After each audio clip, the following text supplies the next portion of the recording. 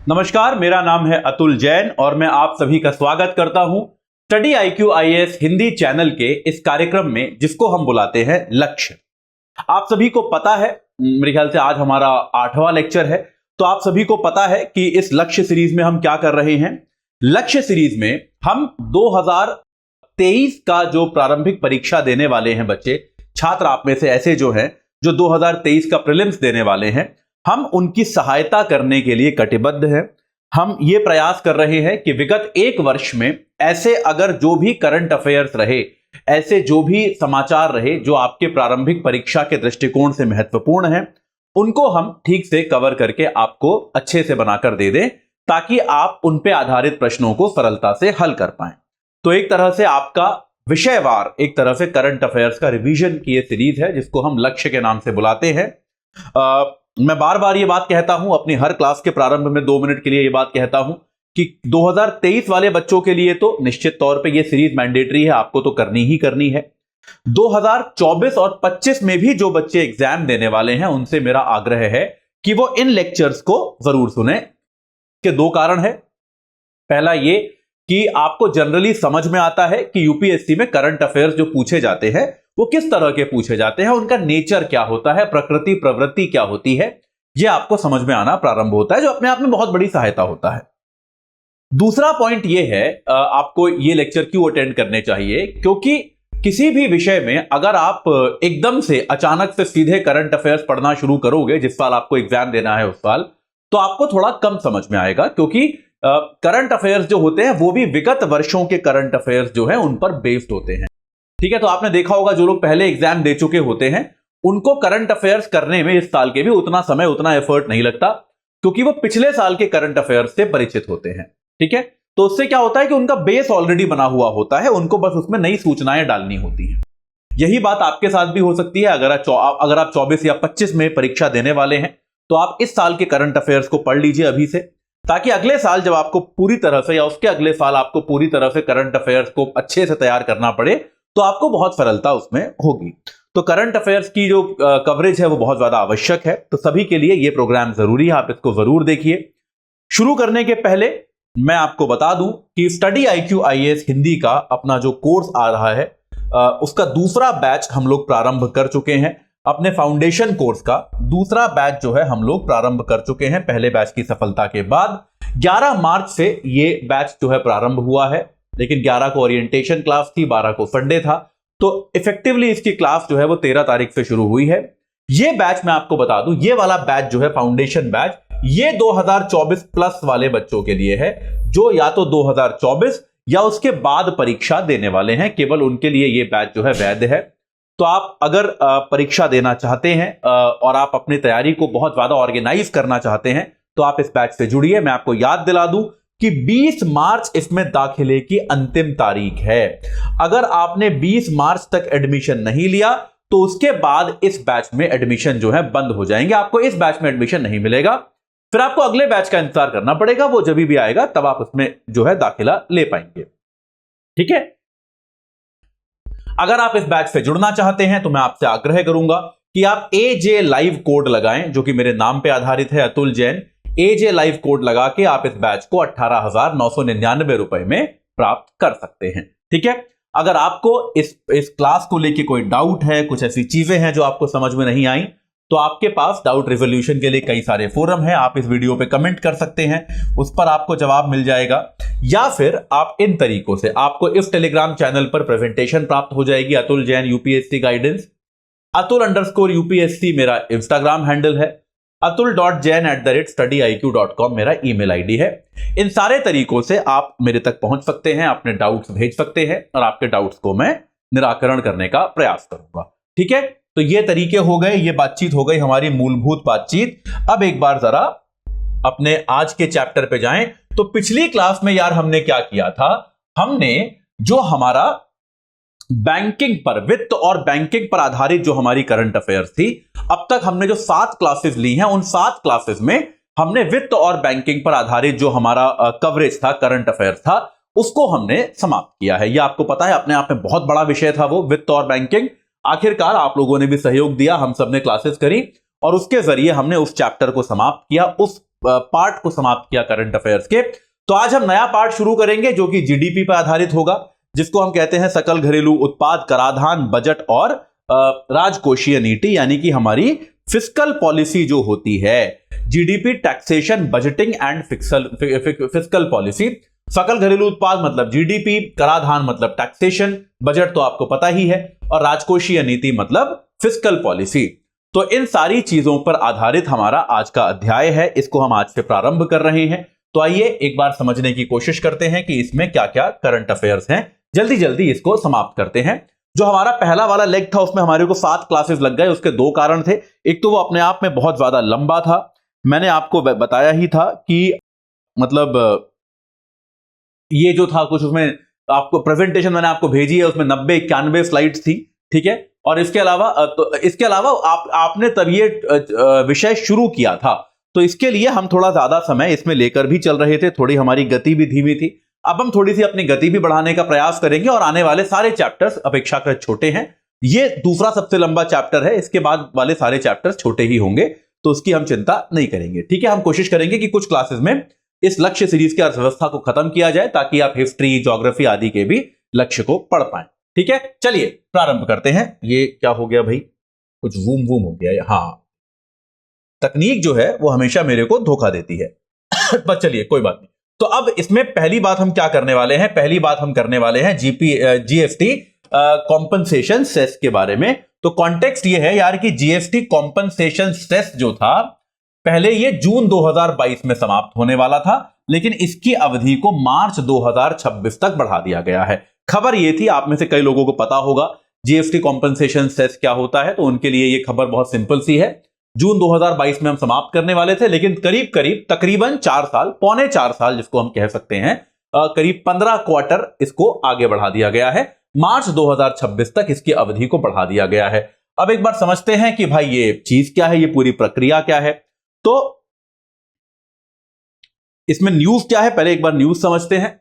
News क्या है, माल और सेवा कर, उपकर लगाने और जमा करने की अवधि नियम 2022 के अनुसार 1 जुलाई 2022 से 31 मार्च 2026 तक कंपनसेशन सेस लगाया जाता रहेगा।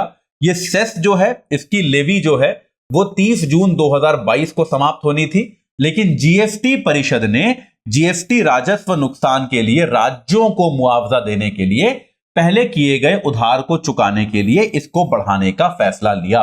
कुछ समझ में आया, नहीं आया होगा कोई बात नहीं, मैं हूं ना उसके लिए, इसी को समझाने के लिए मैं हूं आपके सामने, कि कोई बात नहीं, इसकी आप चिंता मत कीजिए। सबसे पहले शुरू से शुरू करते हैं थोड़ा सा कि यार जीएसटी क्या चीज थी। इसको मैं समझा दूंगा, आप चिंता मत कीजिए, आगे बढ़ रहा हूं लेकिन इसको समझा दूंगा, जैसे जैसे टॉपिक खत्म होगा ये आपको समझ में आ जाएगा, ठीक है। जीएसटी क्या चीज थी भाई, हमको पता है पहले भारत में बहुत सारे इनडायरेक्ट टैक्सेस थे। जीएसटी तो आपको पता होगा यार अब तक, है ना, इतने साल हो गए जीएसटी को लगे हुए, फिर तो आपको जीएसटी क्या है ये आपको जानकारी निश्चित तौर पे होगी। तो जीएसटी क्या है, पहले भारत में बहुत सारे तमाम तरह के अप्रत्यक्ष कर लगाए जाते थे, ठीक है। केंद्र अपने अलग अप्रत्यक्ष कर लगाता था, राज्य अपने अलग अप्रत्यक्ष कर लगाता था। तो बहुत वर्षों से, बहुत करीब दशकों से सुधार की बात चल रही थी कि भाई हम जो है जीएसटी लेकर आएंगे, एक गुड्स एंड सर्विसेज टैक्स नाम का एक राष्ट्र एक टैक्स टाइप का माहौल बनाएंगे कि भाई वन नेशन वन टैक्स, ऐसी हम व्यवस्था लाएंगे और बहुत सारे हम अप्रत्यक्ष करों को, लगभग सभी अप्रत्यक्ष करों को हम वापस एक साथ मिला के उन पर एक ही टैक्स लगा देंगे कि केवल एक टैक्स होगा, आपको वो देना होगा, ठीक है। तो जीएसटी एक अप्रत्यक्ष कर है जो पूरे देश में समान रूप से लागू होता है। इसके पहले राज्यवार फर्क होते थे कि आप तमिलनाडु में अलग टैक्स होते थे, उत्तर प्रदेश में अलग टैक्स होते थे। तो इन सारी व्यवस्थाओं को परिवर्तित करके हमने जीएसटी कर दिया कि भाई एक देश है, एक जैसे टैक्स है हर जगह, जो कि न्याय संगत भी है कि भाई देश में टैक्स में क्यों फर्क होना चाहिए, ठीक है। और जीएसटी माल या सेवाओं की आपूर्ति पर लागू होता है। यह याद रखिएगा कि कोई माल अगर बन रहा है पॉइंट ए पर, ठीक है, और कंज्यूम हो रहा है पॉइंट बी पर, ठीक है, तो जीएसटी कहां लगेगा, पॉइंट बी पर लगेगा, जीएसटी पॉइंट ए पर नहीं लगेगा। यह याद रखिएगा, जीएसटी प्रोडक्शन पे नहीं होता, कंजम्पशन पे होता है। यह बात आपको समझ में आई कि नहीं आई। तो जीएसटी जो है वो वहां लगेगा जहां पर माल कंज्यूम किया जा रहा है, जहां पर माल का उपभोग किया जा रहा है, वहां पर जीएसटी होगा।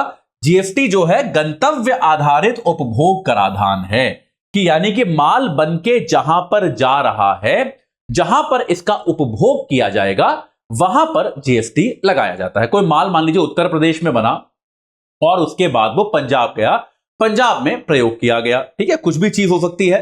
मान लीजिए कोई खाद्य पदार्थ है, क्या बनता है भाई यूपी में बढ़िया खाने का, कोई यूपी से ऐसा कोई शानदार खाद्य पदार्थ बना और उसके बाद वो पंजाब गया, पंजाब में वो बेचा गया। तो जहां पर वो बेचा गया, जहां पर वो कंज्यूम किया गया, वहां पर उस पर कर लगेगा, उत्पादन करने वाले पर इस पर कर नहीं लगेगा। यानी कि ये गंतव्य आधारित कराधान है। ये जीएसटी की खासियत है, ये आपको समझने की आवश्यकता है, ठीक है। जीएसटी के लिए आपको ये पता होना चाहिए। जीएसटी के का इतिहास आपको पता है, ब्रीफली बता देता हूं, काफी चर्चा में रहा था। ये माल और सेवा कर अच्छा शब्द नहीं है, वस्तु और सेवा कर होना चाहिए हर जगह। ये अनुवादक जो होते हैं, अनुवादक काफी अजीबोगरीब अनुवाद करते हैं। माल और सेवा कर की बजाय वस्तु एवं सेवा कर जो है वो ज्यादा सटीक हिंदी है, ज्यादा सटीक इसका अनुवाद है, ठीक है। तो वस्तु और सेवा कर अधिनियम 29 मार्च 2017 को संसद में पारित किया गया और 1 जुलाई 2017 से लागू हो। तारीखें भूल जाओ, साल याद रखो, 2017 साल काम आएगा। 2017 से लागू हुआ, ठीक है, भारत में। यह आपको याद हो गया, 2017 से भारत में लागू हुआ। अब जीएसटी के लिए आपको संविधान में संशोधन करना पड़ा, क्योंकि संविधान में करों को लगाने की शक्ति राज्यों को भी दी गई है। संविधान के आधार पे बहुत सारे करों को लगाने की शक्ति राज्यों को भी दी गई है। तो इस पूरी व्यवस्था को आपको परिवर्तित करना पड़ा, संविधान में संशोधन करना पड़ा। तो 101वें संविधान संशोधन अधिनियम के द्वारा पूरे देश के लिए एक व्यापक अप्रत्यक्ष कर के रूप में पेश किया गया, जिसके तहत 246A नाम का अनुच्छेद ऐड किया गया। जीएसटी को केंद्र और राज्यों द्वारा चार्ज और प्रशासित किया जाता है। यह व्यवस्था आपने जीएसटी के लिए बनाई। ये बेसिक सी चीज है, 2017 में किया गया। जो भी इसके लिए आपको ऑपरेशनल रिक्वायरमेंट थी कि भाई आप इस प्रकार की व्यवस्थाएं करोगे, जीएसटी को आप इस तरह से लगाओगे, जीएसटी के लिए जो भी संविधान संशोधन वगैरह की आवश्यकता थी, सभी पार्टियां इस पे सहमत थी। ऐसे कोई ज्यादा असहमति इस बात को थी नहीं। इसके प्रारूप को लेकर थोड़ी बहुत असहमति थी, लेकिन मूलतः जीएसटी लगाया जाना है, इस बात को लेकर देश में एक तरह की आम सहमति थी। देखिए, भारत में आर्थिक नीतियों को लेकर अक्सर यह देखा गया है कि जो विरोध भी होता है वो सांकेतिक होता है। नीतिगत तौर पे आर्थिक नीतियों में आप पाओगे कि पार्टियों में एक रूपता है। जब कांग्रेस पार्टी सत्ता में थी, यूपीए की सरकार थी, तो वो जीएसटी लाने के लिए बहुत सीरियस थे, जीएसटी पर लगातार काम कर रहे थे, चर्चाएं कर रहे थे। और तब भारतीय जनता पार्टी जो थी, जैसे खास तौर पे नरेंद्र मोदी साहब तब गुजरात के मुख्यमंत्री होते थे, प्रधानमंत्री नहीं थे, गुजरात के मुख्यमंत्री थे। उस समय वो बार बार ये कहते थे कि राज्यों के साथ गलत हो रहा है, जीएसटी में आप लगा के राज्यों का अधिकार छीन रहे हो। कुछ सालों बाद पासा पलटा, नरेंद्र मोदी साहब प्रधानमंत्री बन गए। अब उन्होंने भी जीएसटी को वैसे ही लगाने की प्रक्रिया जारी रखी, वैसे ही चिंतन किए गए। अब कांग्रेस शासित जो राज्य थे वो कहने लगे कि यार राज्यों के साथ गलत हो रहा है। तो मतलब सबको पता है कि यह सांकेतिक विरोध ही है। कहीं ना कहीं दोनों पार्टियां जो है, दो बड़ी पार्टियां हैं भारत में, ये दोनों बड़ी पार्टियां जो हैं, ये अंदर से किसी प्रकार से एक सहमति इनमें है कि जीएसटी को लगाया जाना चाहिए, ठीक है। इस बात को लेके एक आम सहमति सी सामान्यतः मानी जाती है, ठीक है। ये बात तो हमको पता ही है, इसमें ऐसी कोई विशेष बात नहीं है। तो अब एक बार आगे बढ़ते हैं। अनुच्छेद संवैधानिक प्रावधान इसके लिए क्या क्या किए गए, एक बार इनको समझ लेते हैं। 246A में क्या लिखा है? राज्यों को वस्तुओं और सेवाओं पर कर लगाने की शक्ति दी गई है। नोट, केवल संघ के पास आईजीएसटी के रूप में वस्तुओं और सेवाओं की अंतरराज्यीय आपूर्ति पर कर लगाने की शक्ति है, ठीक है। तो राज्यों को जीएसटी लगाने की शक्ति है, दर इत्यादि उसकी जीएसटी काउंसिल तय करेगी। और अगर मान लीजिए कोई चीज ऐसी है जो अंतरराज्यीय है, बनती कहीं और है, कंज्यूम कहीं और होती है, या एक भाग कहीं और कंज्यूम होता है, दूसरा भाग कहीं और, तो इस पर आईजीएसटी लगेगा, इंटर स्टेट जीएसटी लगता है। इसकी शक्ति केंद्र के पास है, ये केंद्र लगाएगा, इंटर स्टेट जीएसटी जैसे भी लगेगा, ठीक है।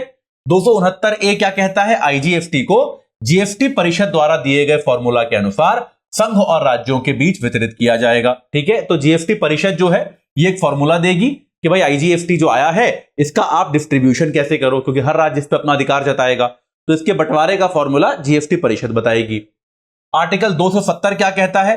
सीजीएसटी यानी कि केंद्रीय जीएसटी, सेंट्रल जीएसटी को वित्त आयोग द्वारा दिए गए फॉर्मूला के अनुसार केंद्र और राज्यों के बीच वितरित किया जाएगा। और 279A क्या कहता है? भारत के राष्ट्रपति एक संवैधानिक निकाय जीएसटी परिषद की नियुक्ति करेंगे।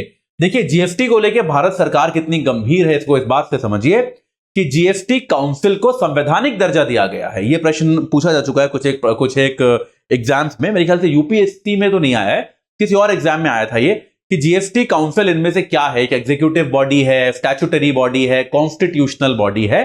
तो इसका उत्तर है कॉन्स्टिट्यूशनल बॉडी।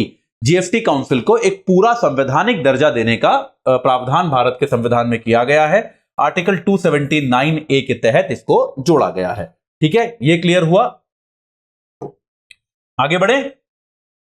अब ये तो एकदम बेसिक है यार। सेंट्रल जीएसटी क्या है? केंद्र लगाता है। राज्य जीएसटी क्या है? राज्य लगाते हैं। एकीकृत जीएसटी यानी कि इंटीग्रेटेड जीएसटी क्या है? यह वस्तुओं और राज्यों सेवाओं के अंतरराज्यीय आपूर्ति पर लगाया जाता है। तो आपको बता दिए 3 प्रकार हैं जीएसटी के, 3 कंपोनेंट हैं। आप कभी अगर खाना खाने जाएं होटल में तो आप देखेंगे उस पर आपको लिखा होगा 2.5% सीजीएसटी, 2.5% एसजीएसटी, 5% जीएसटी है, जिसमें से 2.5% केंद्र का है, 2.5% राज्य का है। ठीक है, तो ये एक तरह से 2.5% दोनों जीएसटी लगाए जाते हैं। और अगर कोई ऐसी चीज है जो एक राज्य से दूसरे राज्य में जा रही है, जहां पर एक से अधिक राज्य का समावेशन है, तो वहां पर जो आईजीएसटी लगेगा वो केंद्र सरकार ही लगाएगी। उसकी शक्ति जो है केंद्र को ही दी गई है, राज्यों को इस बाबत कोई शक्ति नहीं है। ठीक है, बंटवारा उसका भी आगे जाके जो जीएसटी काउंसिल जो फॉर्मूला बताएगी उसके आधार पे किया जाएगा। अब मैंने जब आपको जीएसटी बताना शुरू किया तो मैंने आपको बताया कि यार जीएसटी जो है ये बनाया कैसे गया? ये बनाया गया बहुत सारे केंद्रीय और राज्य के जो इनडायरेक्ट टैक्सेस थे, जो अप्रत्यक्ष कर थे। प्रत्यक्ष और अप्रत्यक्ष कर का फर्क पता है कि बता दूं एक बार? बहुत ब्रीफली बता देता हूं, क्योंकि हो सकता है आप में से कई लोगों को नहीं पता हो, कई लोग बिगिनर हो। प्रत्यक्ष कर वो होता है जो जिस पे लगाया जाता है वही पे करता है। अप्रत्यक्ष कर वो होता है जो जिस पे लगाया जाता है वो पे नहीं करता, कोई और पे करता है। ठीक है, जैसे प्रत्यक्ष कर का एग्जांपल है इनकम टैक्स, आयकर। अगर आप कुछ पैसे कमाते हैं, सरकार आप पे इनकम टैक्स लगाती है, तो आपको ही देना है, मतलब और कोई नहीं देगा। लेकिन जैसा मैंने क्या बताया, मैं रेस्टोरेंट में खाने गया, रेस्टोरेंट में मैंने खाना खाया, तो सरकार ने क्या किया? रेस्टोरेंट पे जीएसटी लगाया है ना।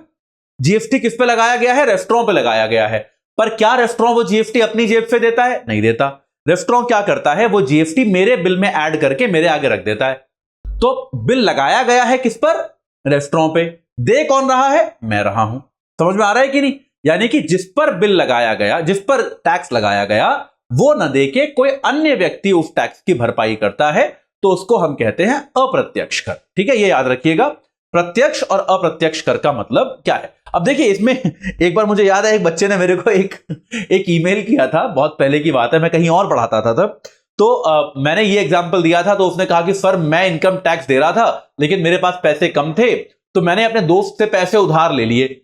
तो इनकम टैक्स जो है वो मतलब, या मेरे पिताजी ने मेरी सहायता कर दी इनकम टैक्स देने में, तो ये भी तो अप्रत्यक्ष हो गया। लगाया मुझ पे गया, दिया मेरे पिताजी ने। अरे भाई, ये कानूनी व्यवस्था नहीं है ना, सरकार को तो आपने ही दिया ना। यानी कि आप कानूनन ये नहीं कह सकते कि मेरे पे इनकम टैक्स लगा है पर मेरे पिताजी देंगे, ऐसा नहीं होगा। वो दोगे आप, या वो पैसे किसी से उधार मांग लो, जो भी करो वो आपका प्रॉब्लम है, लेकिन कानूनी दृष्टि से तो आपने ही दिए ना। तो ये गलतियां मत करना, कानून की नजर से देखो कि कानूनन कौन दे रहा है, आप दे रहे हो ना, तो ये प्रत्यक्ष कर हो गया। कानूनन कोई और देता तो अप्रत्यक्ष कर हो जाता। इतना सा इसमें फर्क होता है। अब इसके पहले बहुत तरह के इनडायरेक्ट टैक्सेस होते थे, बहुत सारे टैक्सेस पाए जाते थे भारत में। उन सारे टैक्सों को मिला के, सब्ज्यूम करके, समाप्त करके ये इनडायरेक्ट टैक्स, ये जीएसटी, माफ कीजिएगा, इस जीएसटी को लाया गया है। तो इसके कारण ये अपने आप में बहुत बड़ी एक बात है कि हाँ, ये एक अपने आप में बहुत बड़ी बात है कि ये जो प्रक्रिया है पूरी, ये भारत का टैक्सेशन सिस्टम इतना ज्यादा मैं कहूं दुर्गम होता था कि लोग परेशान हो जाते थे कि यार इतने प्रकार के तो टैक्स हैं, कभी कोई सा, कभी कोई सा, कभी कोई सा। जीएसटी के जरिए इस टैक्स प्रणाली को, टैक्स रिजीम को सरलीकृत किया गया है, इसका सिंप्लीफिकेशन किया गया है। तो ऐसे बहुत सारे टैक्स हैं, कुछ टैक्सों के उदाहरण यहां पे लिखे गए हैं जिनको इसके अंदर समाहित कर लिया गया, सम्मिलित कर लिया गया। पहले ये टैक्स अलग होते थे, अब ये सब जीएसटी के अंतर्गत आ गए हैं। एक बार समझते हैं कौन कौन से टैक्स हैं। तो केंद्रीय कर कौन कौन से हैं भाई?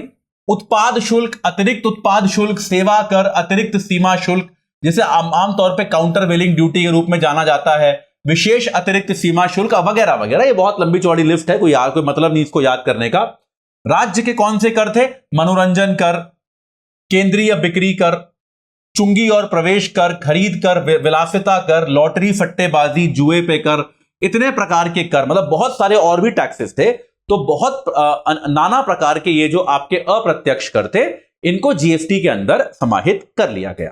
तो और इस प्रकार से आपकी जीएसटी रिजीम जो है, आपकी जीएसटी की प्रणाली जो है, इसका प्रारंभ किया गया। एक बहुत इंपॉर्टेंट चीज है जीएसटी में जानने वाली कि ऐसी बहुत सारी चीजें हैं जिनको जीएसटी के रेंज से बाहर रखा गया है। बहुत सारी चीजें ऐसी हैं, बहुत सारे उत्पाद ऐसे हैं जिन पर जीएसटी नहीं लगता, उन पर अलग तरह से टैक्स लगता है। उनमें से सबसे महत्वपूर्ण है पेट्रोल और डीजल।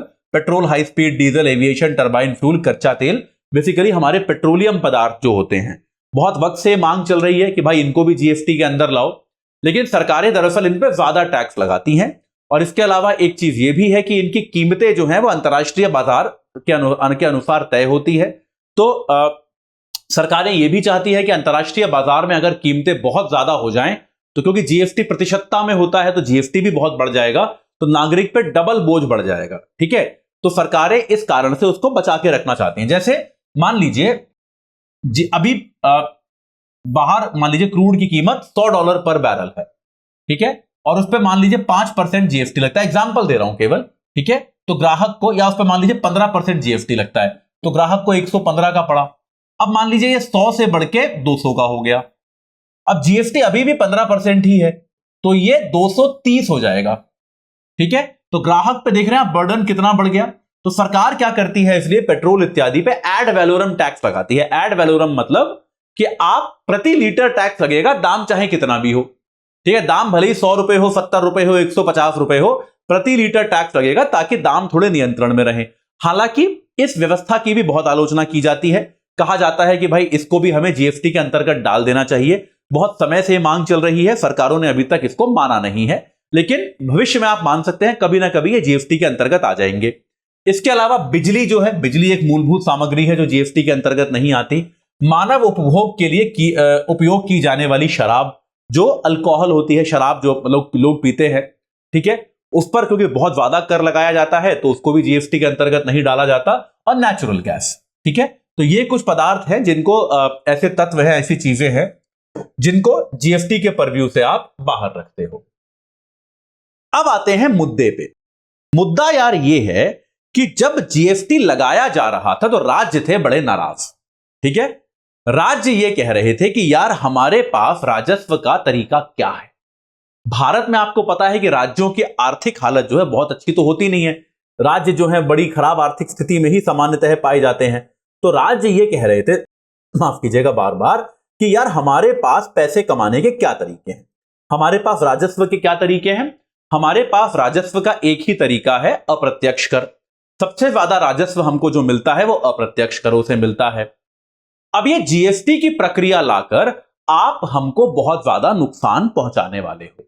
राज्यों ने कहा कि आप एक तो हमारी संवैधानिक शक्ति है, ठीक है, और राज्यों को ऐसा, जो मैं आपको बताया 10 साल लग गए इसके नेगोशिएशन में, वो 10 साल इसलिए लगे क्योंकि राज्य बार बार ये कह रहे थे कि अगर आप जीएसटी लगाओगे तो हमको आर्थिक नुकसान झेलना पड़ेगा, हमारी जो आर्थिक दशा है वो खराब होगी। अभी हम जितना टैक्स बटोर लेते हैं उससे हमें कम टैक्स मिलना शुरू हो जाएगा। यह राज्यों को संशय था, राज्यों को शक था।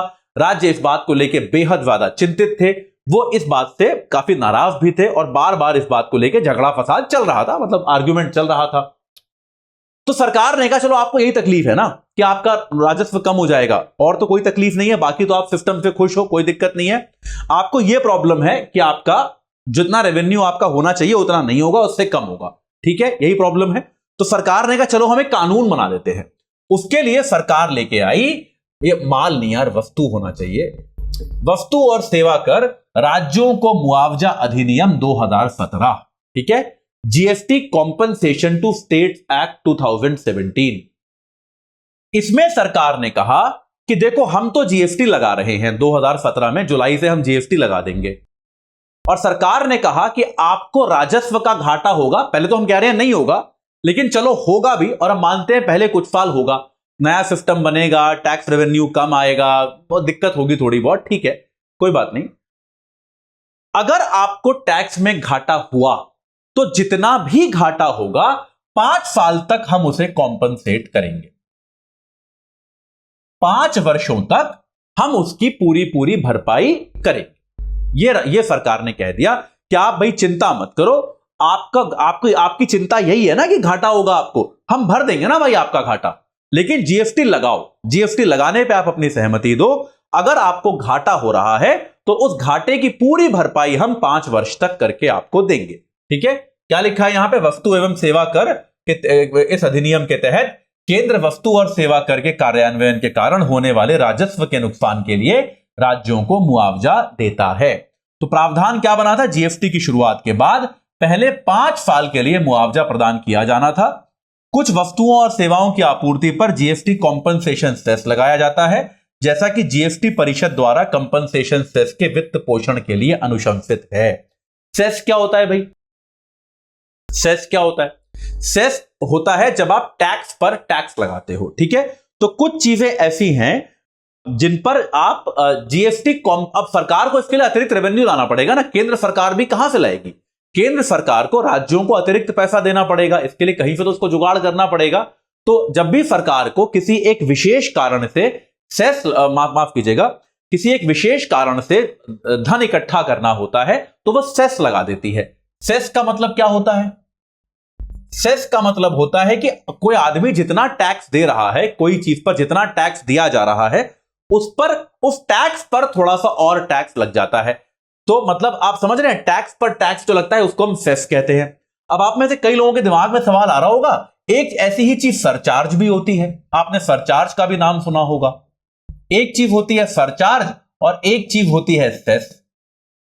दोनों एक ही बात है, दोनों एक ही चीज है। सरचार्ज में भी टैक्स पर टैक्स लगता है, सेस में भी टैक्स पर टैक्स लगता है। दोनों के कार्यान्वयन के तरीके में कोई फर्क नहीं है। फर्क किस चीज में है? सरचार्ज जनरल हो सकता है, सरचार्ज से जो पैसा आता है वो कहीं भी प्रयोग हो सकता है, लेकिन सेस से जो पैसा आता है वो किसी विशेष कारण से लिया जाता है। जैसे कुछ वर्ष पहले तक, मेरे ख्याल से अभी भी है, एजुकेशन सेस लिया जाता है इनकम टैक्स पे, कि शिक्षा प्रदान करने के लिए, शिक्षा के अधिकार के तहत शिक्षा प्रदान करने के लिए थोड़ा सा 0.25%, अगर आपका इनकम टैक्स मान लीजिए 1 लाख रुपए बनता है साल का, तो आपसे उसका 0.25%, 250 रुपए आपसे सेस लिया जाएगा, जो एजुकेशन सेस है। तो अगर सेस विशेष कारण से लिया, सेस जो होता है वो लिया जाता है विशेष कारण से, और क्योंकि वो विशेष कारण से लिया जाता है उसको आप और कहीं खर्च नहीं कर सकते, उसको आपको उसी विशेष कारण पर ही खर्च करना पड़ेगा। तो यहां क्या किया? जीएसटी कॉम्पनसेशन सेस लगाया गया कुछ वस्तुओं पे, जो कि जीएसटी परिषद ने अलाउ किया कि भाई इन चीजों पे आप जीएसटी सेस लगा दो, कॉम्पनसेशन सेस, और उसके आधार पे आप राज्यों को कॉम्पनसेट करना प्रारंभ कर दो। तो केंद्र ने कानून पास किया, कानूनन इस बात की गारंटी थी कि हम जो है आपको ये सेस प्रदान करेंगे, और माफ कीजिएगा ये कॉम्पनसेशन आपको हम प्रदान करेंगे। ठीक है, ये बहुत इंपॉर्टेंट है। ये आपको यहां तक समझ में आया या नहीं आया? यहां तक की बात जो है, यहां तक का डिस्कशन बहुत आवश्यक है, यहां तक आपको समझ में आना बहुत जरूरी है। चलिए अपनी चर्चा को आगे बढ़ाते हैं और एक बार ये जानने की कोशिश करते हैं कि यार ये जीएसटी परिषद क्या है, ये जीएसटी काउंसिल क्या है। देखिए, जैसा कि आपको मैंने बताया, जीएसटी की जो पूरी प्रक्रिया है इसमें केंद्र और राज्य दोनों का सहयोग अनिवार्य है।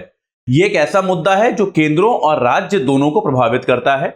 और जैसा कि हम सबको पता है कि यार सबसे इंपॉर्टेंट चीज क्या होती है किसी भी सरकार के लिए, किसी भी व्यवस्था के लिए, सबसे महत्वपूर्ण जो चीज होती है वो होती है पैसा, वो होती है वित्त।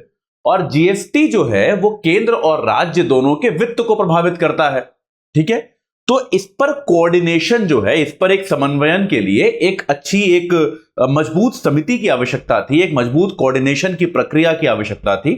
तो इसी आवश्यकता को ध्यान में रखते हुए भारत में जीएसटी काउंसिल न सिर्फ बनाई गई, बल्कि मैं आपको यह पहले भी बता चुका हूं कि न सिर्फ यह बनाई गई बल्कि इसको एक संवैधानिक दर्जा भी दिया गया। ठीक है, यह अपने आप में बहुत महत्वपूर्ण बात है। आप लोग पॉलिटी पढ़ चुके हैं काफी कुछ, तो आपको अंदाजा होगा कि अगर किसी संस्था को आप संवैधानिक दर्जा देते हो तो उसकी महत्ता बढ़ती है, उसकी शक्तियां बढ़ती हैं। उसमें कोई परिवर्तन करने के लिए आपको संविधान संशोधन करना पड़ेगा, जो कि अपेक्षाकृत तरीके से मुश्किल होता है। ठीक है, तो आइए जीएसटी परिषद के बारे में एक बार जान लेते हैं जल्दी से। जीएसटी काउंसिल क्या चीज है भाई? तो जीएसटी काउंसिल क्या है? ये दरअसल, हाँ, ये केंद्र और राज्यों का एक संयुक्त मंच है और ये संशोधित संविधान के अनुच्छेद 279A1 के अनुसार राष्ट्रपति द्वारा स्थापित की जाती है। राष्ट्रपति बनाते हैं इसको, ठीक है। और इसके सदस्य कौन होते हैं? केंद्रीय वित्त मंत्री जो हैं वो इसकी अध्यक्ष होती हैं। अभी वर्तमान में निर्मला सीतारमण जी हैं। पदेन अध्यक्षता है, याद रखिएगा। जो भी व्यक्ति केंद्रीय वित्त मंत्री होगा वो इसका अध्यक्ष होगा। पदेन का मतलब ये होता है एक्स ऑफिशियो, मतलब ऐसा नहीं है कि निर्मला सीतारमण जी इसकी अध्यक्ष है तो वही रह जाएंगी। अगर मान लीजिए कल को उनका विभाग बदल दिया जाता है और किसी और को वित्त मंत्री बना दिया जाता है या फिर सरकार बदल जाती है तो फिर जो भी वित्त मंत्री बनेगा वो व्यक्ति इस समिति का अध्यक्ष बनेगा, ठीक है। और केंद्र से केंद्रीय वित्त राज्य मंत्री भी इसमें शामिल होते हैं। तो आपको पता है केंद्र में क्या होता है कि मतलब एक तो कैबिनेट मंत्री है निर्मला सीतारमण जी, तो उनके नीचे वित्त राज्य मंत्री भी होते हैं। राज्य मंत्री मतलब केंद्र में ही, आपको पता है ना, कैबिनेट मंत्री होते हैं, राज्य मंत्री होते हैं, उप मंत्री होते हैं। यह सारा एक संरचना है केंद्रीय मंत्रिमंडल की। तो जो केंद्र के वित्त राज्य मंत्री भी हैं वो भी इसका हिस्सा होते हैं, वो भी इसमें शामिल होते हैं, ठीक है। इसके अलावा प्रत्येक राज्य अपने वित्त या कराधान के प्रभारी मंत्री या किसी अन्य मंत्री को सदस्य के रूप में नामित कर सकता है। तो राज्यों को यह स्वायत्तता होती है कि भाई अपने किसी मंत्री को आप नामित कर दीजिए। सामान्यतः राज्य क्या करते हैं? अपने वित्त मंत्री को नामित करते हैं। तो जनरली ये जो जीएसटी काउंसिल है ये वित्त मंत्रियों के समूह की तरह काम करती है कि सारे वित्त मंत्री इसमें शामिल होते हैं। लेकिन राज्य को यह भी स्वायत्तता है कि राज्य अपने वित्त मंत्री को, मतलब वित्त मंत्री को नामित ना करके किसी अन्य मंत्री को नामित करे। ऐसा क्यों किया गया है? ऐसा इसलिए किया गया है कि कई सारे केसेस में यह पाया जाता है कि राज्यों में आप अक्सर ये देखेंगे कि जो मुख्यमंत्री होते हैं वही वित्त मंत्री होते हैं। राज्यों में अक्सर ऐसा पाया गया है कि मुख्यमंत्री जो होते हैं वो वित्त विभाग अपने पास रखते हैं। कोई नियम नहीं है ऐसा लेकिन काफी सारे राज्यों में आपको ऐसा देखने को मिलेगा कि वित्त मंत्री अलग व्यक्ति नहीं होता, मुख्यमंत्री ही वित्त विभाग अपने पास रखते हैं। तो उस दशा में मुख्यमंत्री के लिए मुश्किल होता है, क्योंकि मुख्यमंत्री बिजी आदमी है यार, मुख्यमंत्री को तो और भी बहुत सारे काम करने होते हैं ना। तो मुख्यमंत्री के लिए मुश्किल होता है कि वो वित्त विभाग या फिर जीएसटी काउंसिल की सारी बैठकों को अटेंड करें, क्योंकि महत्वपूर्ण बैठकें होती हैं। देश के एक कर व्यवस्था को लेकर बड़े बड़े निर्णय इसमें लिए जाते हैं। इसकी तैयारी भी करके आना पड़ता है आपको कि आपको क्या मुद्दे रखने हैं, क्या बातचीत करनी है। तो मुख्यमंत्री के लिए अक्सर यह मुश्किल होता है। इसलिए अगर मान लीजिए, मतलब वो तो सरकार को अधिकार दे दिया है कि यार आपको जिसको नामित करना है कर दो, कोई से भी एक मंत्री को आप नामित कर दो।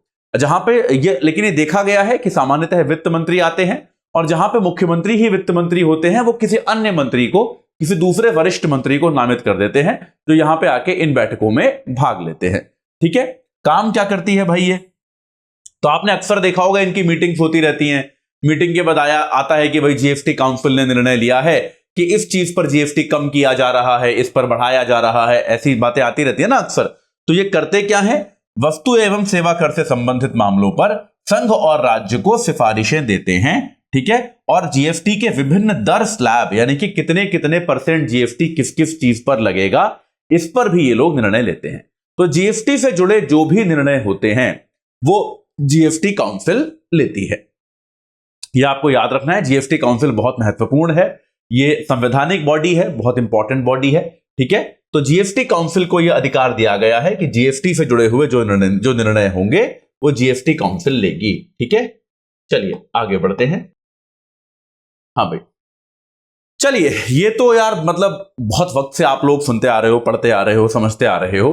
बहुत सारे आपने जब जीएसटी, आप में से हालांकि ज्यादा लोग उस समय तैयारी नहीं कर रहे होंगे, लेकिन तब भी जब जीएसटी आया तब भी बड़े बड़े इस पे आर्टिकल लिखे गए, दुनिया भर की चर्चाएं हुई कि यार जीएसटी अच्छी चीज है या खराब चीज है, जीएसटी के फायदे हैं या नुकसान है, जीएसटी मतलब वरदान है या अभिशाप है। ऐसे स्कूलों में ऐसे लिखवाते थे ना, ऐसे कि जीएसटी इज अ बून, और कि बून है कि बेन है ना। हम लोगों ने बड़े लिखे हैं, विज्ञान एक अभिशाप है कि वरदान है, मतलब इस तरह के ऐसे मैंने बहुत पढ़े हैं जब जीएसटी नया नया आया था।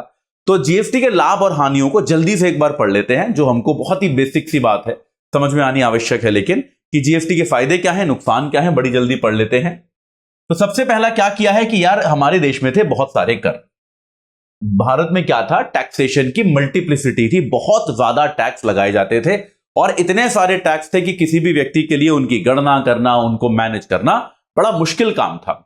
तो जीएसटी ने एक काम क्या किया है कि इन सारे अप्रत्यक्ष करों को वो एक छतरी के नीचे ले आया है, अंडर वन अम्ब्रेला, मतलब एक साथ ले आया है, उनका उसने संगठन करने का काम किया है। ये एक बहुत महत्वपूर्ण चीज है। तो इससे क्या हुआ है कि सेवा, मतलब इससे क्या हुआ है कि जो सर्विस इंडस्ट्री है, ठीक है, सर्विस इंडस्ट्री क्या होती है, जैसे हम लोग हैं, स्टडी IQ IAS क्या है, सर्विस इंडस्ट्री है ना यार। हम आपको एक सेवा दे रहे हैं ना, हमारी इंडस्ट्री, हम थोड़ा ना कोई गाड़ियां बना रहे हैं या लैपटॉप बना रहे हैं, मोबाइल फोन बना रहे हैं, हम लोग एक सर्विस दे रहे हैं। हम लोग उत्पाद क्या बनाते हैं, शायद कुछ पुस्तकें बनाते हैं, वो हमारा उत्पाद है, बाकी तो सब कुछ सर्विस है ना। ये एक सेवा है जो आपको प्रदान की जा रही है। शिक्षा एक सेवा है, तो हम सर्विस इंडस्ट्री का हिस्सा हैं, ठीक है। कमोडिटी इंडस्ट्री भी होती है जो लैपटॉप बनाती है, चीजें बनाती है, मतलब कोई भी चीजें जो बनाती है। तो इन सब, पहले क्या होता था, बिजनेसेस को इतने सारे टैक्स देने पड़ते थे अलग अलग तरह के, कि उसको मैनेज करना बड़ा जटिल काम था। अब क्या है, अब आपको बस एक टैक्स देना है, वो है जीएसटी। सिंपल हो गया कि नहीं हो गया, आप बताओ। पहले आपको 25 टैक्स देने थे, शायद वो उनकी दरें कम थी, शायद कुल मिला के उतना ही पड़ता होगा अमाउंट, लेकिन यार टैक्स भरना अपने आप में सरदर्दी वाला काम था कि नहीं था। अब आपको एकदम सिंपल है, आपने इतना पैसा कमाया, इतना आपका रेवेन्यू है, उसके आधार पे आपका इतना जीएसटी बनता है, बस एक टैक्स, ये आप दे दो, काम खत्म। तो एक तरह से क्या हुआ है, टैक्स प्रक्रिया का सरलीकरण हुआ है, उसको सरल बनाया गया है। तो जीएसटी का सबसे बड़ा लाभ जो है वो ये है कि टैक्स प्रक्रिया जो है, देश की कराधान की प्रक्रिया जो है, वो उसका सरलीकरण किया गया है। इसके अलावा और क्या है, लॉन्ग रन में, मतलब आप अगर लॉन्ग रन में देखोगे तो आप देखोगे कि यार चीजें सस्ती भी होती हैं, क्योंकि वैट का इफेक्ट आएगा। वैट का इफेक्ट मुझे आपको थोड़ा सा बताना पड़ेगा, 1-2-4 मिनट का इसमें समय गुजारना पड़ेगा। वैट के इफेक्ट का क्या मतलब है, वैट के इफेक्ट का यह मतलब है कि कोई भी चीज जब बनती है, मतलब जीएसटी जो है वो वैट के तरीके से लिया जाता है। वैट क्या है, मूल्य वर्धित कर, यानी कि वैल्यू एडेड टैक्स, ठीक है, मूल्य वर्धित कर। तो वैट का तात्पर्य क्या होता है कि मैं जब कोई उत्पाद बना रहा हूं तो मैं उसको पहले चरण से आखिरी चरण तक पूरा तो खुद नहीं बनाता। यह बात सही है कि नहीं है, मैं उसको पहले चरण से आखिरी चरण तक पूरा तो खुद नहीं बनाता। मैं कुछ चीजें किसी से खरीदता हूं, उसमें कुछ वैल्यू ऐड करता हूं, कुछ चीजें मतलब अच्छे सुधारता हूं, और वो चीजें मैं आगे बढ़ा देता हूं, ठीक है। ये मेरा उत्पाद होता है। कोई भी आप उत्पाद ले लो ना, मान लो मैं क्या बना रहा हूं, मान लो मैं कुछ एग्जांपल लेते हैं, मान लो मैं मोबाइल फोन बना रहा हूं, मेरे सामने एक मोबाइल फोन रखा हुआ है, तो मान लो मैं मोबाइल फोन बना रहा हूं, तो ऐसा थोड़ा ना है कि उसकी चिप से लेके, उसका प्लास्टिक से लेके, उसका कांच सब मैं अपने घर पे ही बना रहा हूं या अपनी कंपनी में बना रहा हूं, ऐसा तो नहीं है। तो मैं क्या कर रहा हूंगा, एक कंपनी से प्लास्टिक ले रहा हूंगा, मान लीजिए उदाहरण के लिए एक कंपनी से मैं प्लास्टिक ले रहा हूंगा। अब क्या हो रहा है, इस कंपनी ने भी कुछ कर दिया होगा, ठीक है। एग्जाम्पल ले लेते हैं नंबर वाला, आपको आसानी से समझ में आएगा, ठीक है। तो मान लेते हैं, एक काम करते हैं, इसको नोट में लेके जाते हैं, वहां से आपको बेहतर समझ में आएगा, ठीक है। तो मान लेते हैं कि अगर आपने कोई एक चीज को बनाने के लिए, मान लीजिए पहले प्लास्टिक लिया गया, ठीक है, और मान लेते हैं कि 1000 रुपए की प्लास्टिक, ठीक है। अब जो व्यक्ति ये प्लास्टिक बना रहा होगा, मान लेते हैं 10% टैक्स है, तो उसने 100 रुपए टैक्स दे दिया, क्योंकि उसने 1000 रुपए की प्लास्टिक बनाई कि नहीं बनाई। तो अब उसके लिए उसने 100 रुपए टैक्स दिया है, तो जब बेचेगा तो वो 1100 का बेचेगा कि नहीं बेचेगा। तो मान लेते हैं उसने किसी दूसरे व्यक्ति को बनाया जो प्लास्टिक को आकार बना के, ऐसे मोल्ड बना के बेचता है, तो ये मोल्ड वाला जो व्यक्ति है, जो मोल्ड करके बेचता है, इसको ये उत्पाद कितने का मिला, 1100 का मिला, ठीक है। उसके बाद इसने क्या किया, इसने भी इस पर टैक्स दिया, इसने 110 रुपए टैक्स दिया मान लीजिए, तो इसको अब ये 1210 का बेचना पड़ेगा। ऐसे कर करके हर चरण पे टैक्स दिया जा रहा है। आप समझ रहे हो कि नहीं, उत्पाद के हर चरण पे टैक्स दिया जा रहा है। और मैं एक मोबाइल फोन निर्माता हूं, तो मेरे को तो वो व्यक्ति ऐसे, मेरे को प्लास्टिक जो मेरे को मिल रहा है उस पर 4-5 बार टैक्स दिया जा चुका है, अलग अलग व्यक्ति द्वारा, तब वो मेरे पास आई है। ऐसे ही कांच पर अलग अलग व्यक्ति टैक्स दे चुका है, तब वो मेरे पास आया है। ऐसे हुआ है, यानी कि जब मैं इन सबको जोड़ के फोन बनाऊंगा तो मैं भी इस पे टैक्स दूंगा, ठीक है। तो इस कारण से क्या होता था, एक उत्पाद पे मल्टीपल टैक्सेशन आपको देखने को मिलता था। वैट प्रणाली से क्या हुआ, अगर पहले व्यक्ति ने 100 रुपए टैक्स दिया, तो दूसरा व्यक्ति जब इससे प्लास्टिक खरीदेगा तो कहेगा भैया मुझे इस 100 रुपए टैक्स की रसीद दे दो, ठीक है। तो ये क्या करेगा, इसने एक तरह से 1000 रुपए का प्लास्टिक दिया, 100 रुपए का टैक्स दे दिया गया था। अब मोल्ड करने के बाद मान लेते हैं कि वो इसको 2000 का बेच रहा है, ठीक है, तो ये कह देगा कि भाई मैं 2,000 रुपए का मोल्डेड प्लास्टिक बेच रहा हूं, आकार में ढाला हुआ प्लास्टिक बेच रहा हूं, लेकिन इनमें से 1,000 रुपए पर टैक्स पहले ही दिया जा चुका है। तो जो वैल्यू मैंने ऐड करी है, मैंने क्या वैल्यू ऐड करी है 1,000 रुपए की, मैं खाली इस 1,000 रुपए पर टैक्स करूंगा और इसके एविडेंस के तौर पे, इसके सबूत के तौर पे वो इस व्यक्ति ने जो 100 रुपए का टैक्स दिया है उसकी रसीद दिखा देगा कि देखो मैंने इस व्यक्ति से खरीदा और इसने 1,000 रुपए पे पहले ही टैक्स दे दिया है, अब मैं उस 1,000 की चीज को 2,000 का करके बेच रहा हूं, तो जो 1,000 रुपए मैंने ऐड किए हैं वैल्यू में ये वाले, ठीक है, मैं खाली उस पर टैक्स दूंगा।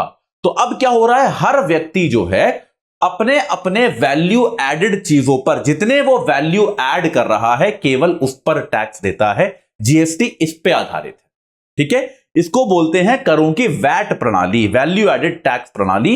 ये अपने आप में बहुत ज्यादा आवश्यक है। और इससे क्या होगा कि मान लीजिए जब मैं 50,000 का फोन बेचना चाहता हूं तो मेरे पास मान लीजिए जो सामान आता है वो 30,000 रुपए का आता है, कुल मैं 30,000 रुपए का कच्चा सामान खरीदता हूं, तो अब उस 30,000 रुपए पर मेरे को टैक्स देने की आवश्यकता नहीं है, क्योंकि मैं अपने सारे वेंडर से बिल मांग लूंगा, लाओ भाई तुमने कहां कहां जीएसटी दिया है, मेरे को बिल दे दो। सबने मेरे को बिल दे दिया, फिर अब मैं कुछ कुछ उस फोन को सुधार के उसमें सॉफ्टवेयर डाल के जो भी करके उसको 50,000 का बेच रहा हूं, तो मैं खाली ये जो 20,000 का फासला है, 20,000 का जो मूल्यवर्धन मैंने किया है, मैं खाली इस पर ही टैक्स दूंगा। इसको कहते हैं वैट प्रणाली। और आखिरकार जब टैक्सेस, तो इस तरह से कुल टैक्स कम हो जाता है, और जब टैक्स कम होता है तो दाम कम होते हैं, जनता को इसका लाभ मिलता है। अब इसी से एक चीज और समझिए, अब मान लीजिए इससे ईमानदारी बढ़ती है, टैक्स की देनदारी बढ़ती है। कैसे? मान लीजिए मैं ये व्यक्ति हूं जो ये मोल्ड बनाता है प्लास्टिक के, मुझे प्लास्टिक खरीदना है, तो मैं अगर इस आदमी से प्लास्टिक खरीदूंगा तो अब मैं इससे कहूंगा ना कि यार तूने जीएसटी दिया कि नहीं दिया, मेरे को उसका बिल दिखा, उसका बिल चाहिए मेरे को, क्योंकि उसके बिल पे मेरे को जीएसटी कम देना पड़ेगा। तो अगर इस व्यक्ति ने बिल अपना जीएसटी नहीं दिया तो वो जीएसटी मेरे को देना पड़ेगा ना, तो मैं तो नहीं लूंगा फिर इस आदमी से माल।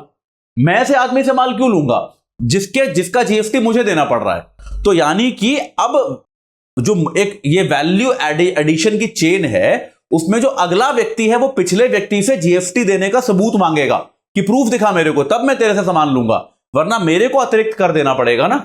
तो इससे क्या होता है, कंप्लायंस बढ़ेगी, ज्यादा लोग टैक्स देना प्रारंभ करेंगे। तो इससे क्या होगा, टैक्स चोरी की जो घटनाएं हैं आपके यहां, ये कम होनी प्रारंभ हो जाएंगी। ये अपने आप में बहुत इंपॉर्टेंट चीज है, ठीक है। तो एक तो क्या क्या समझा दिया मैंने आपको, उत्पादों और सेवाओं की लागत कम हो जाएगी, ये आपको बता दिया। वैट और करों की श्रृंखला का प्रपाती प्रभाव मिटा दिया गया है। भ्रष्टाचार और बिना रसीद के बिक्री को कम करना है, ये भी आपको समझ में आ गया ना, ठीक है। इसके अलावा कपड़ा उद्योग जैसे असंगठित क्षेत्रों के लिए जवाबदेही और नियमन लाता है। वही बात है कि अब कोई नहीं खरीदेगा ना, मान लो कोई कपड़े का थान बेच रहा है, मैं उसकी शर्ट बना के बेचता हूं, अब मैं ऐसे व्यक्ति से कपड़ा जो मीटर के हिसाब से होता है लूंगा ही नहीं जो मुझे जीएसटी का बिल नहीं देगा, क्योंकि वरना उसके हिस्से का जीएसटी मुझे देना पड़ जाएगा।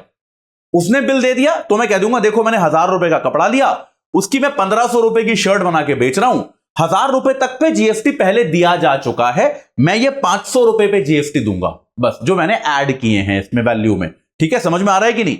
तो इसीलिए मेरा अपना जीएसटी कम होगा। तो इस तरह के जो उद्योग धंधे हैं जो बेहद असंगठित होते थे, जहां पर कोई टैक्स वैक्स देता नहीं था, कपड़ा उद्योग हमेशा ऐसे ही माना जाता था कि यहां कौन टैक्स देता है, ऐसे उद्योगों में भी अब संगठन देखा जा रहा है, ठीक है। इसके अलावा कराधान की प्रक्रिया में एक रूपता लाता है और केंद्रीकृत पंजीकरण की अनुमति देता है। यह करों की बहुलता को कम करता है क्योंकि उनके पास कर विशेषज्ञों को नियुक्त करने के संसाधन नहीं होते, ठीक है। इसके अलावा क्या है यार, आम जनता के पास जो है, ये बहुत बड़ी समस्या थी ना कि आपको इतने टैक्स देने हैं कि आपको अननेसेसरी पैसा खर्चा करना पड़ता था। तो अब क्या है, आप अपना सेंट्रलाइज रजिस्ट्रेशन कराते हो, आप बस सिंपल सा जीएसटी देते हो। अब ये प्रोसेस बहुत सिंपल, बहुत सरल हो गया है। तो ये जीएसटी का एक बहुत बड़ा लाभ है, बहुत बड़ा एडवांटेज है, जिसको हमको समझने की आवश्यकता है। तो जीएसटी का ऐसा नहीं है कि हमको केवल फायदे ही हुए हैं। जब हम किसी भी प्रक्रिया को समझने की कोशिश करते हैं तो हमें उस पर थोड़ा एक संतुलित समझ का विकास करना जरूरी है। जीएसटी की प्रक्रिया के हमारे को कई सारे नुकसान भी हुए हैं, लेकिन देखिए मैं तब भी आपको यह बहुत ही स्पष्ट शब्दों में कहूंगा कि अगर आपसे परीक्षा के किसी भी चरण पे पूछा जाए तो आपको जीएसटी को एक सुधार की तरह ही प्रस्तुत करना है। ठीक है, आपको जीएसटी को मतलब, क्योंकि जीएसटी से अभी मैं आपको बताऊंगा नुकसान क्या है। ये नुकसान सारे के सारे लगभग वही हैं जो ऑपरेशनल नुकसान है, जो इसको लागू करने की प्रक्रिया में थोड़ी बहुत गलतियां हैं, थोड़ी बहुत अड़चने हैं, उस तरह के नुकसान जो है आपको देखने को मिलेंगे। लेकिन एक स्थायी व्यवस्था के तौर पे आपको जीएसटी को एक सुधार ही मानना पड़ेगा। ये एक अच्छे कदम के तौर पर ही लिया जा सकता है, लेकिन तब भी इसके नुकसानों को जानना आवश्यक है। तो आइए देखते हैं कि जीएसटी की प्रक्रिया के प्रमुख नुकसान क्या माने जाते हैं। तो जीएसटी की प्रक्रिया के प्रमुख नुकसान ये हैं कि भाई सॉफ्टवेयर खरीद की बढ़ी हुई लागत जो जीएसटी फाइलिंग प्रक्रिया में सहायता कर सकती है, कई व्यवसायों के लिए उच्च परिचालन लागत की ओर ले जाती है। ठीक है, मतलब क्या हुआ कि भाई आपसे कहा जाता है कि अगर आपको जीएसटी फाइल करना है तो जीएसटी फाइल करने की प्रक्रिया के लिए आप क्या कीजिए, सॉफ्टवेयर खरीदिए। और ये सॉफ्टवेयर जो होते हैं ये सस्ते नहीं हैं, और इनके सस्ते ना होने के कारण क्या हो रहा है, आपको जो आपके बिजनेस के परिचालन की लागत है ये आपकी महंगी होती जा रही है। तो इस तरह की समस्याएं जो हैं ये जीएसटी के साथ आती है। लेकिन आप भी कहोगे कि यार ये तो वो चीजें हैं जो आगे जाके सुलझ जाएंगी, ये ऐसी कोई चीज थोड़ी ना है जो हमेशा रहेगी। ठीक है, तो ये आपको एक इंपॉर्टेंट बात याद रखनी है कि अभी ये सॉफ्टवेयर महंगे हैं क्योंकि अभी ये नया प्रक्रिया है, अभी इस प्रक्रिया में ज़्यादा समय नहीं हुआ है, धीरे धीरे इसका और विकास होगा। नहीं होने के कारण इसमें समय समय पर परिवर्तन होते रहते हैं जो इसकी कीमत को बढ़ाते रहते हैं। लेकिन धीरे धीरे आगे जाके ये प्रक्रियाएं जो हैं ये ज़्यादा स्मूथ हो जाएंगी, ज़्यादा जिसको हम कहते हैं सरल हो जाएंगी। तो उसके बाद इस तरह की जो अतिरिक्त शुल्क, जो अतिरिक्त कॉस्ट, अतिरिक्त कीमत जो ग्राहक पे पड़ती है वो पड़नी बंद हो जाएगी। ठीक है, जीएसटी ने पूरे देश में कई व्यापार मालिकों के लिए जटिलता को जन्म दिया है। ठीक है, देखिए इसमें क्या है, जटिलता किस लिए है कि बहुत लोगों को जीएसटी समझ में नहीं आया। देखिए होता क्या है, कोई भी जब कोई नई प्रक्रिया आती है तो वो नई प्रक्रिया पुरानी प्रक्रिया से अलग होती है। उसकी फाइलिंग का तरीका अलग होता है, उसको चलाने का तरीका अलग होता है। इसके अलावा हमारे देश में बहुत सारे व्यापार ऐसे थे और ऐसे हैं अभी भी जो बड़े इनफॉर्मल तरीके से चल रहे थे, जिनका कोई रिकॉर्ड नहीं था, जिनके कोई खास कागज पत्र उनके पास नहीं होते थे, तो वो बड़े एक अनौपचारिक तरीके से अपना व्यापार कर रहे थे। अब जीएसटी आने के बाद इस तरह से व्यापार करना मुश्किल है। इसके अलावा जीएसटी कराधान की एक नई प्रक्रिया है, एक नई चीज है, और निश्चित तौर पे इसमें क्या है कि आपको अभी उतना अच्छे से विकसित भी नहीं है। जैसे मैं कहीं पढ़ रहा था कि जो टैक्स की स्लैब्स भी जो बनाई गई हैं वो बड़ी कंफ्यूजिंग है। जैसे मान लीजिए मैं जूते बेचता हूं, मेरी एक दुकान है, मैं जूते बनाता हूं या बेचता हूं, ठीक है। अब जूतों पर जीएसटी की दर अलग है और सैंडलों पर जीएसटी की दर अलग है। तो अब अगर मैं जूते बना रहा हूं जिसमें पीछे से बंधने का स्ट्रैप लगा है, तो उसको मैं जूतों की कैटेगरी में करूं या ना करूं। इसके अलावा बिस्किट पर जीएसटी का स्लैब अलग है और क्रीम वाले बिस्किट पे अलग है। तो उत्पादकों के लिए बड़ा मुश्किल हो गया है कि वो अपनी एक एक इकाई को गिने, उसके हिसाब से जीएसटी का अनुपालन करें।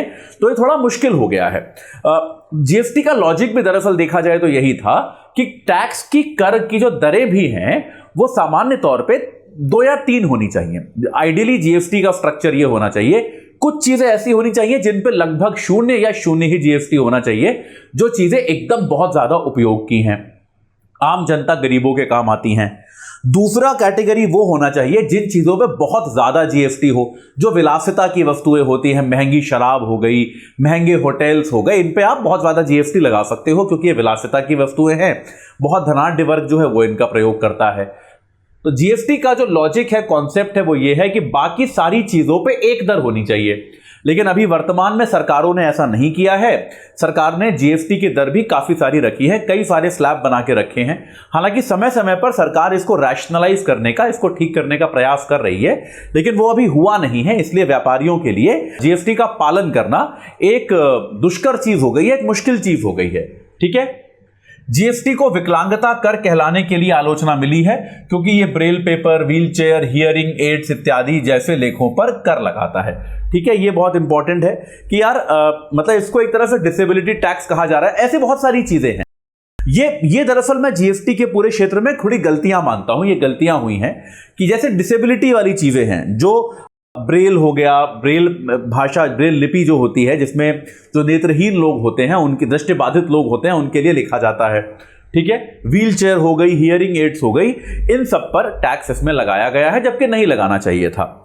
इसके अलावा जैसे मुझे भी पिछले हफ्ते की बात है, मैं कहीं आर्टिकल पढ़ रहा था कि महिलाओं के लिए उपयोग किए जाने वाले सैनिटरी पैड्स पर बहुत ज्यादा जीएसटी है, जिसकी उतनी आवश्यकता नहीं है, जबकि आपको प्रयास यह करना चाहिए कि वो सस्ते से सस्ते दरों पर उपलब्ध कराए जाएं।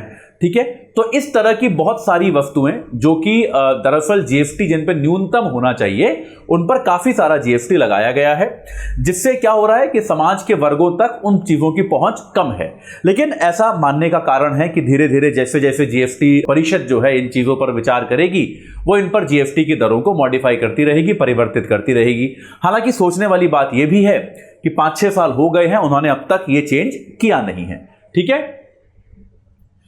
उत्पादों के लिए कराधान में जटिलताओं ने निर्माताओं को अपने इनाम कार्यक्रमों को स्थगित करते देखा है, जो निश्चित रूप से उपभोक्ताओं को प्रभावित करते हैं। तो इसका क्या मतलब हुआ भाई कि बहुत सारे चीज क्या होती है कि मतलब वही है कि अगर यार जो रिवॉर्ड प्रोग्राम होते हैं कि आप कस्टमर को डिस्काउंट दोगे, रिवॉर्ड दोगे, ये सारी चीजें अब जो है कंज्यूमर बंद करने लगा है, क्योंकि उसको पता ही नहीं है कि अगर वो डिस्काउंट देगा तो उसके टैक्सेशन पे क्या फर्क पड़ेगा। टैक्सेशन की दरें जो है वो इरेशनल है, इसका फर्क पड़ रहा है। ठीक है, वित्तीय क्षेत्र में जीएसटी लेन देन शुल्क 15% से बढ़ गया। भाई मतलब सारी चीजें देखो वही हैं कि जो जीएसटी की दरें जो है वो काफी सारी चेंज हो गई हैं। जैसे बीमा है, बीमा प्रीमियम तो निश्चित तौर पे महंगा हो गया है, क्योंकि मैंने अपने बीमा में देखा है कि बीमा प्रीमियम की दरें हर साल थोड़ी बहुत बढ़ती थी। एक स्वास्थ्य बीमा में करा कर रखता हूं अपने पूरे परिवार का, तो स्वास्थ्य बीमा के लिए मैं दावे से कह सकता हूं कि इसकी दरें अच्छी खासी महंगी हो गई हैं, अच्छा खासा दाम बढ़ गया है, क्योंकि इन पे अच्छा खासा जीएसटी अब लगने लगा है। जबकि बीमा ऐसा क्षेत्र है जहां पे आप चाहते हो कि ज्यादा से ज्यादा लोग बीमा के अंतर्गत आएं। सरकार ने अपने ऐसी बात भी बार बार कहने का प्रयास किया है, इस बात को, इस संदेश को बार बार देने का प्रयास किया है कि बीमा के अम्ब्रेला के नीचे, बीमा के कवर में वो ज्यादा से ज्यादा लोगों को लाना चाहती है। तो प्रयास ये होने चाहिए कि बीमा की दरें जो हैं वो कम हो, ना कि ये कि बीमा की दरें जो हैं वो बढ़नी शुरू हो जाए, जैसा कि वर्तमान में हमको देखने को मिल रहा है कि बीमा की दरें जो हैं वो सामान्यतया बढ़ती जा रही हैं। ठीक है, चलिए आगे बढ़े। रियायती कर दर व्यवस्था, ठीक है, इसका क्या मतलब हुआ?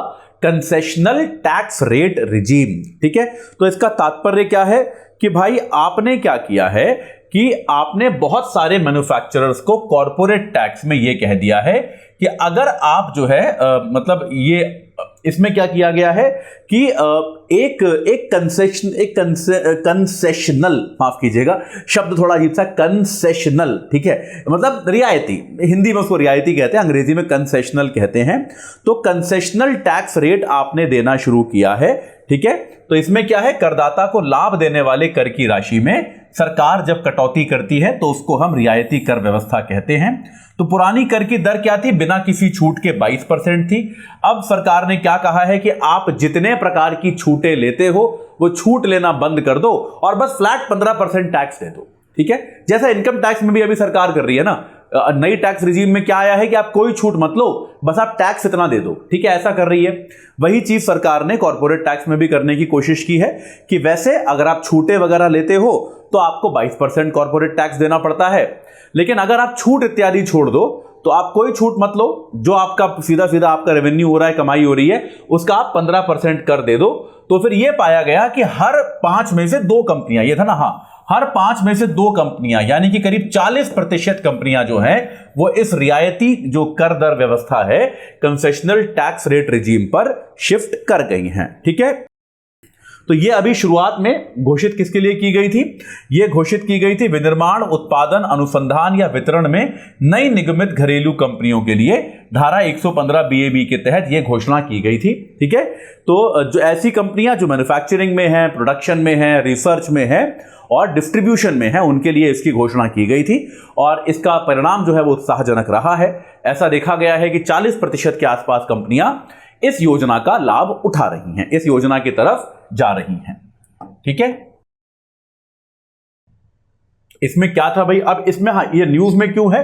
क्योंकि इसकी दर जो है वो 1 साल के लिए बढ़ा के 31 मार्च 2024 तक कर दी गई है।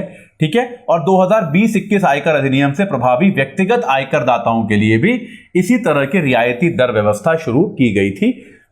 तो इस प्रकार की व्यवस्था जो है वो शुरू की जा रही है, की गई है इनकम टैक्स एक्ट के तहत भी। आपको मैंने बताया कॉर्पोरेट टैक्स होता क्या है, कंपनी के शुद्ध लाभ पर प्रत्यक्ष कर होता है। ये आपको पता है कि कंपनी जितना नेट प्रॉफिट बनाती है उस पर डायरेक्ट टैक्स है। ये कॉर्पोरेट टैक्स क्या है, डायरेक्ट है कि इनडायरेक्ट है? ये डायरेक्ट टैक्स है।